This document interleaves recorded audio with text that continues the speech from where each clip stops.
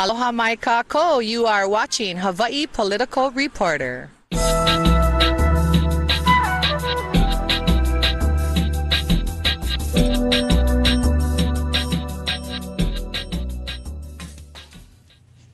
Happy New Year! Welcome back to the New World Next Week. I'm James Corbett of CorbettReport.com. And I'm James Evan Pilato of MediaMonarchy.com. Everything you need is at NewWorldNextWeek.com. And of course, we implore you to submit story ideas on Twitter using hashtag NewWorldNextWeek. James, let's begin with an mostly positive story to kick off 2014, and one I think that will reverberate throughout the year. Original Cheerios to go GMO-free, and we'll take this from NBC News. General Mills, which is funny, GM, says some Cheerios made without genetically modified ingredients will start appearing on shelves soon. The Minneapolis-based company said it's been manufacturing its original flavored Cheerios without GMOs for the past several weeks in response to consumer demand. It did not specify exactly when those boxes are going to be on sale. Original Cheerios will now be labeled as not made with genetically modified ingredients, although that's not an official certification. The labels will also note that trace amounts of GMO ingredients could be present due to contamination during the manufacturing process, said Mike Seminas, a company spokesman. The change does not apply to any of the other Cheerios flavors, apple cinnamon, multigrain, honey nut, you name it. The interesting part, James, the counterpoint to this, is the angle I think most have taken to poo-poo this move to say, bah, it's just a marketing move. A non-Frankenfood Cheerios may not make much of a difference to consumers' health, but it could deliver some benefits to General Mills' bottom line. I think it's totally a marketing move, said David Just, professor of applied economics and director of the Center for Behavioral Economics in Child Nutrition Programs at Cornell.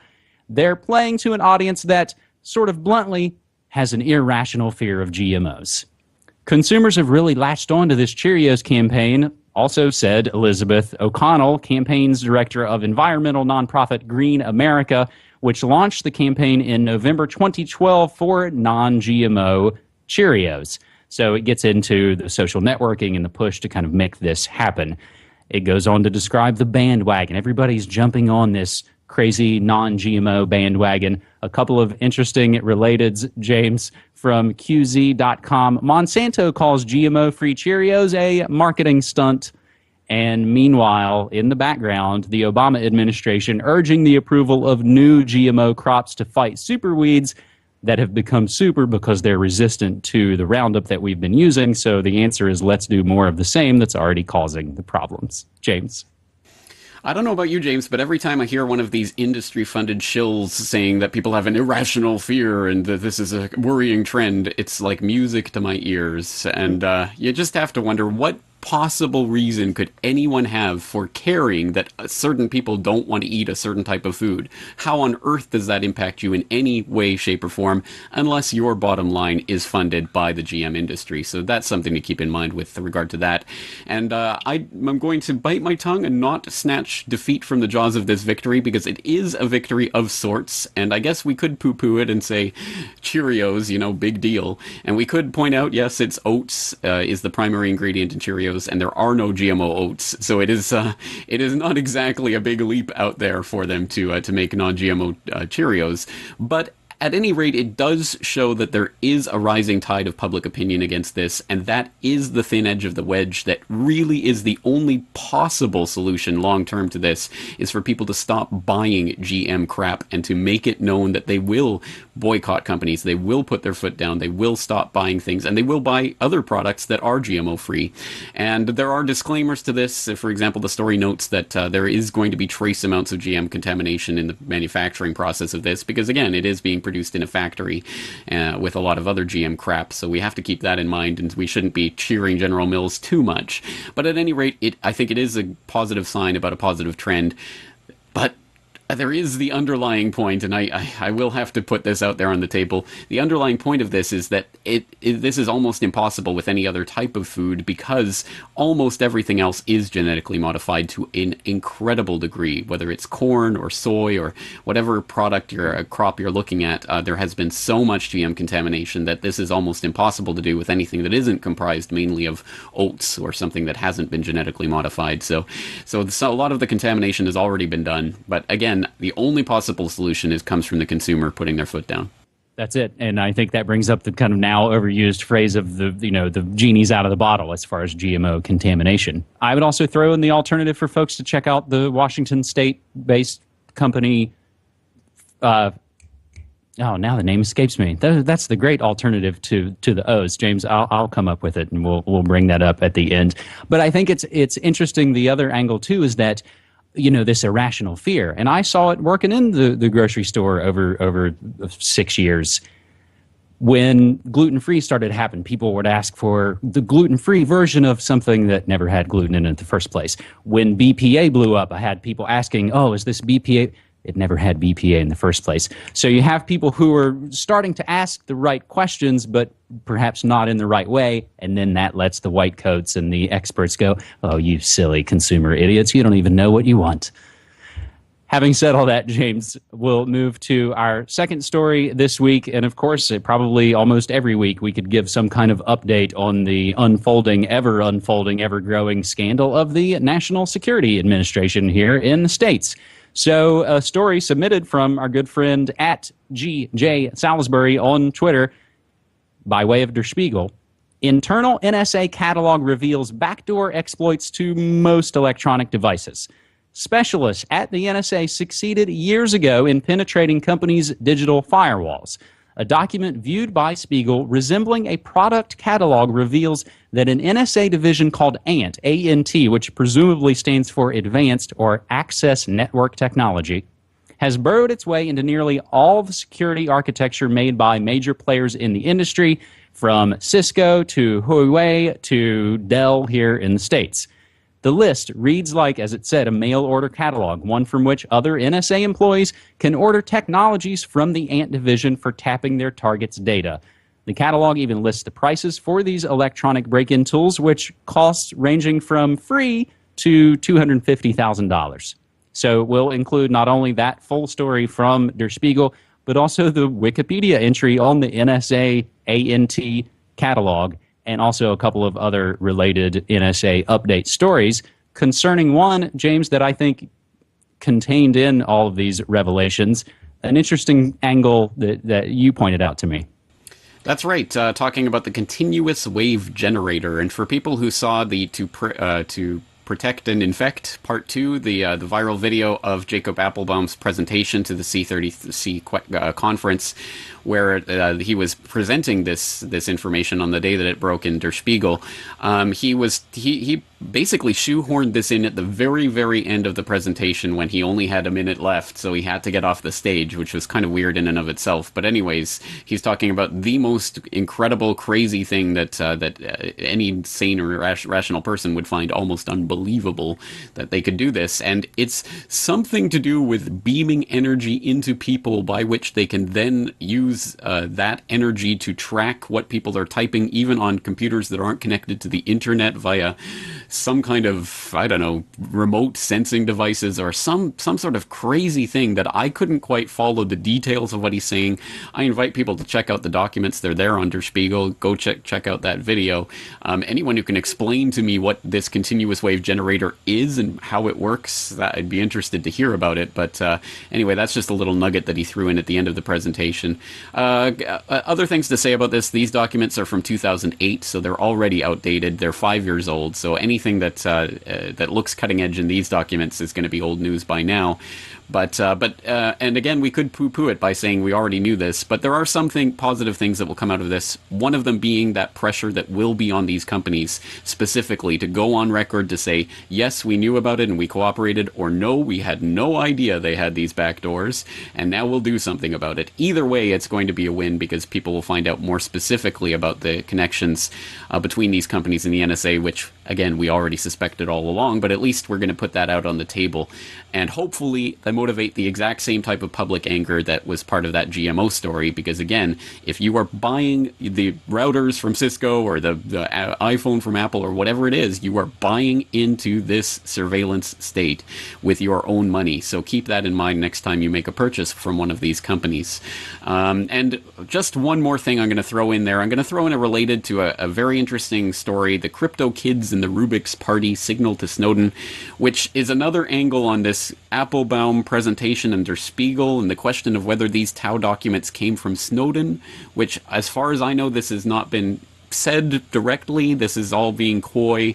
This all relates to the Snowjob soap opera and the backstory and the possibility that, in fact, Applebaum and others were setting Snowden up to get these documents specifically, and they actually met with him in April in Hawaii as part of the spring break of code and blah, blah, blah. It's a big backstory. For people who are interested in that and the soap opera aspects of that, I'll direct you to that related story. And again, we could talk about this every single week, but I guess the only thing that we can say about this that will never get old, the TLDR of all of this is what full spectrum dominance looks like. So, James, will include those relateds, and one of those that I did reference you almost kind of spoke to. So one coming from either Allgov or threat level, how the NSA almost killed the internet. And it basically is talking to Google and Yahoo and all these companies that now basically find themselves in the position of, well, our user base feels completely betrayed and doesn't trust us anymore, but yet the government has the keys to the kingdom and will shut us down if they so see fit. So how the NSA almost killed the internet. Does the NSA spy on Congress? And sounds like yes. So all of those relateds will be included in the show notes. As always, we'll include everything that we cite and source here so you can go check it out for yourself. James, our third and final story this week is, I find, really fascinating, and it hits straight into the media monarchy style kingdom. A really interesting piece from CNN. When celebrity meets brutality, Rodman not the first to mix with repressive regimes. Dennis Rodman's Big Bang in Pyongyang may be in a league of its own, but other celebs have performed for audiences associated with repressive regimes too. Unlike Dennis Rodman, most proclaim innocence or apologize and even donate some of the proceeds after the public finds out and gets mad. Dennis Rodman, on the other hand, said, I don't give a rat's ass what the hell you think, talking about what are you doing in North Korea, now getting into it with an imprisoned missionary's family, and he did apologize for that. However, celebrities often campaign against human rights issues rather than accepting money to play for a despot. Stephen Van Zandt, of course, of Bruce Springsteen and the E Street Band, led a coalition of musicians in the 80s against the South African regime, recording the song Sun City to raise money for anti-apartheid projects. George Clooney revealed last year that he uses the millions he's paid for Nespresso coffee commercials to pay for a satellite to keep an eye on the government of Sudanese President Omar al-Bashir. Their deeds become part of their brand, but sometimes what activist artists perceive as noble efforts haunt them for decades, such as Hanoi Jane spent the last 40 years living down the infamous photograph of her sitting on a North Vietnamese anti-aircraft gun during her 1972 visit to Hanoi when the U.S. was still at war with that country. In 1982 and 1990, the West Indies cricket players took large payments to tour South Africa despite an international anti-apartheid sporting boycott, and they were branded as mercenaries. They've been shunned by their rebel tours. WikiLeaks published secret diplomatic cables in February 2011 revealing that Beyoncé, Usher, and Mariah Carey performed a private concert funded by the family of the now deposed and dead Libyan dictator Muammar Gaddafi. When video was posted online last June showing Jennifer Lopez singing Happy Birthday, Mr. President, to the leader of Turkmenistan, which has been called one of the most repressive regimes in the world, she pleaded ignorance. Now, getting back and wrapping this up, and there are a lot of interesting other points that I've kind of jumped out and left out that kind of flesh these stories out. Getting back to the beginning of Dennis Rodman, it's NBA columnist, a guy named Peter Vesey, speculated on CNN that Rodman and other players have money, not world peace, in mind. It's a payday. I'm sure that's the bottom line. I don't think they're going just to see the 38th parallel. So, James, we talk about North Korea from time to time, and we talk about and have a lot over the last several weeks. bashed on the celebrity worship culture. Do you have any take on, or is there any kind of take in your neck of the woods on the Dennis Rodman North Korea thing? You know, there probably would be, but I actually haven't checked the Japanese media for their take on this. If maybe it's, I don't know if it's a big story over here. Maybe not. Dennis Rodman probably not such a big celebrity in Japan anyway. But it is an interesting story, I guess, from that perspective. Just North Korea is just always a fascinating and interesting kind of wild card in the geopolitical chessboard. This is more up your alley, so I'll let you have the final word on this. But I just I thought it was personally kind of funny. I'd never heard about that Beyonce, Usher, Mariah Carey, Nelly Furtado, others playing for Muammar Gaddafi, and Jennifer Lopez pleading ignorance. I didn't know Turkmenistani's president was a dictator, but I'll be happy to take his money. I thought that was all funny. But I notice you've got a related about Meryl Streep calling out Walt Disney for sexism and anti-Semitism, which is an interesting little story. But for my money, I wish she'd call him out for the fact that he inserted a lot of pedophilia into pretty much subliminally into pretty much every Disney production. The fact that he was a Freemason when the whole Club 33 at Disney World, and the fact that he was an FBI informant and good buddies with J. Edgar Hoover for most of his career. I wish that type of information would get out, but for some reason the CFR Clooney's and the other celebrity shills don't tend to touch on those subjects. So as I speak to you now, it's only been a few hours ago. This was at the National Board of Review Awards ceremony in New York last night, late January 8th. Meryl Streep calls out Walt Disney as sexist and anti-Semitic. So if this is going to make it into the news, it's going to be happening as you guys are watching this on the 9th. Interestingly enough, though, her hatred of Disney isn't going to stop her from appearing in an upcoming Disney film. So that's the thing that always really kind of irks me. I just wish people mean what they said and said what they meant and stuck with it. So having said that, James, Nature's Path is the cereal company I was trying to think of at the top of the show that does great work. They've actually called out other companies for their organic fakery. They're one of the first members and huge supporters of the anti-GMO or no GMO labeling prospect. So that's Nature's Path. So having said that, we'll wrap all this up.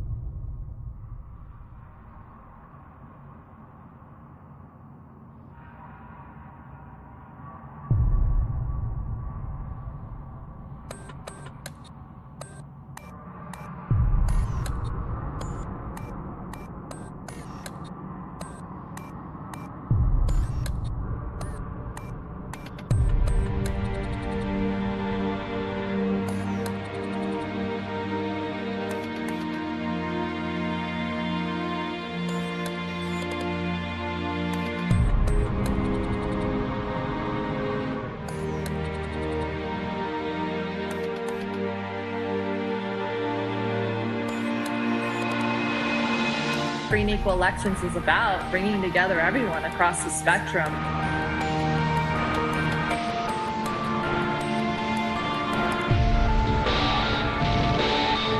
All different, left, right, ages, races, doesn't matter. Just people, human beings coming together.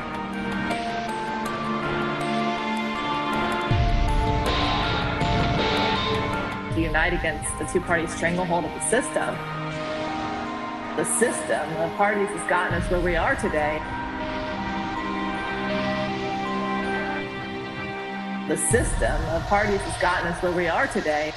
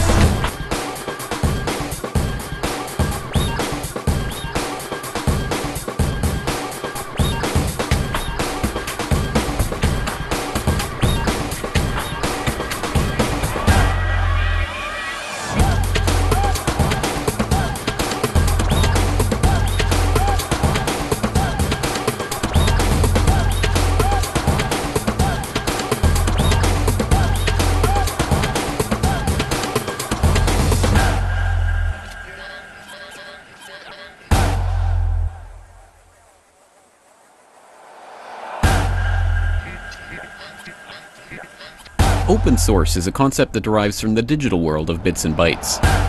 Although the term itself originated in a strategy session in Palo Alto in February 1998 on the occasion of the release of the Netscape source code, the idea of opening the source, or allowing the users of a product to examine, modify, copy, and share its source code, predates that meeting, or even the digital age itself.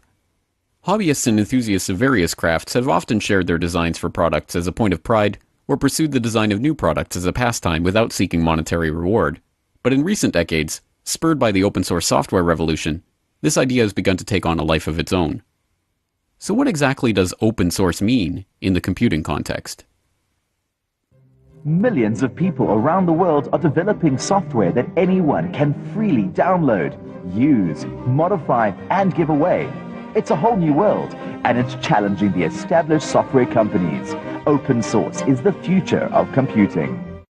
Open source software exists as a result of the combined efforts of millions of computer programmers, users, and software vendors from around the world. They share their intellectual property freely, and they believe that software should cost nothing and should enrich the lives of users.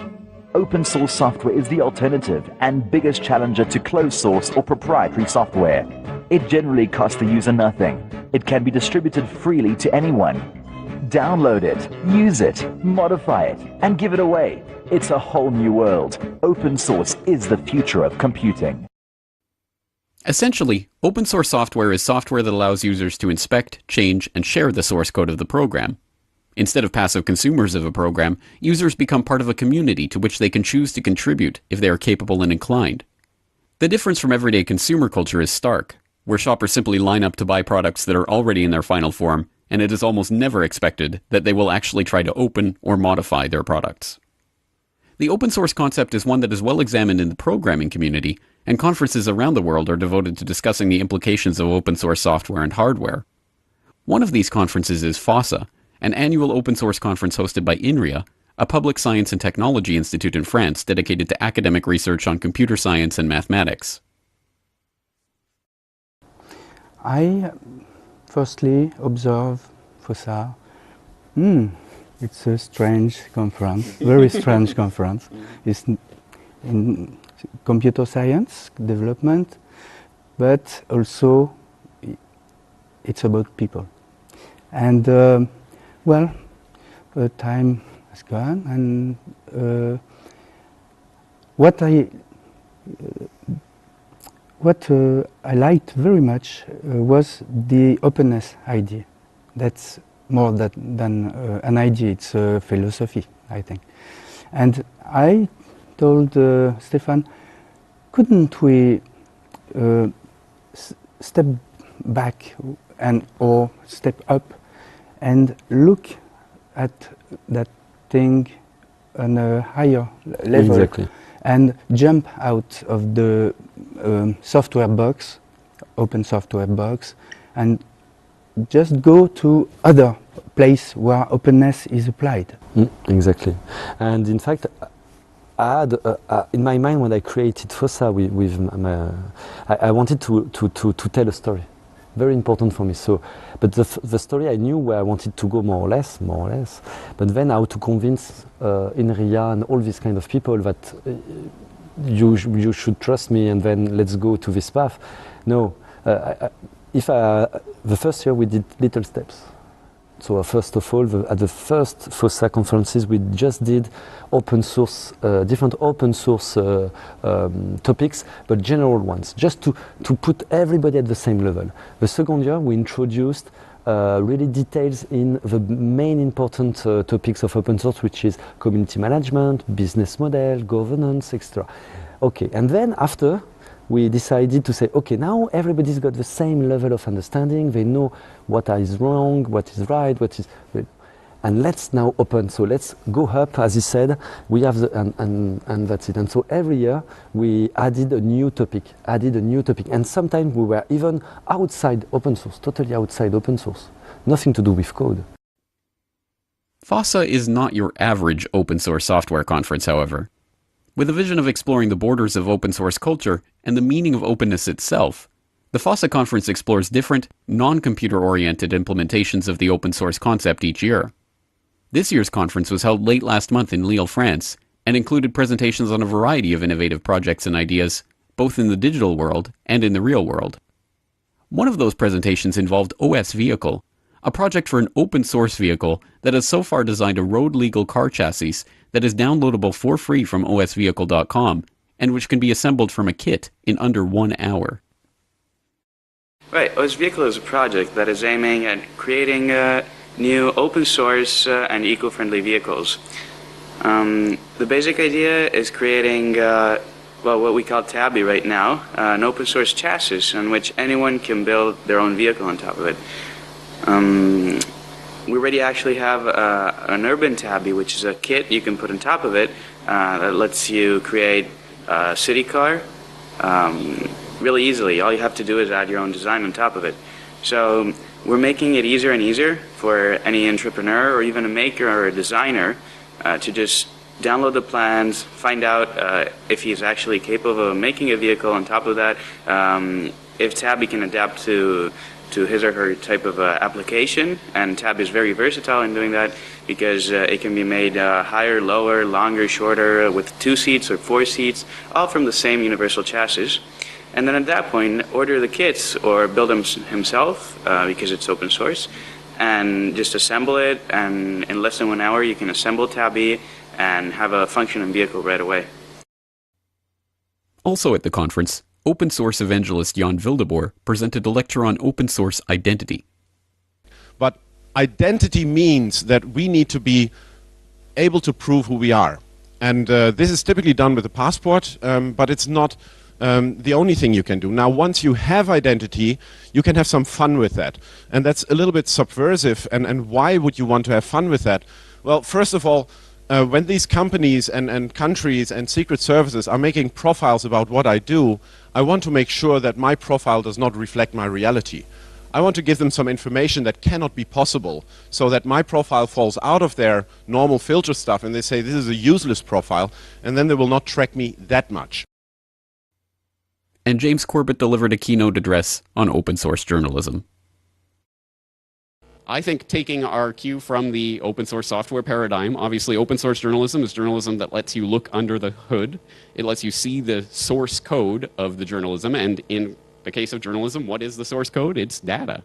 It could be statements that are made by officials. It could be laws that are being passed. It could be what have you, whatever it is, video that's been made available. Someone tweets out a picture of something, that might be part of the data.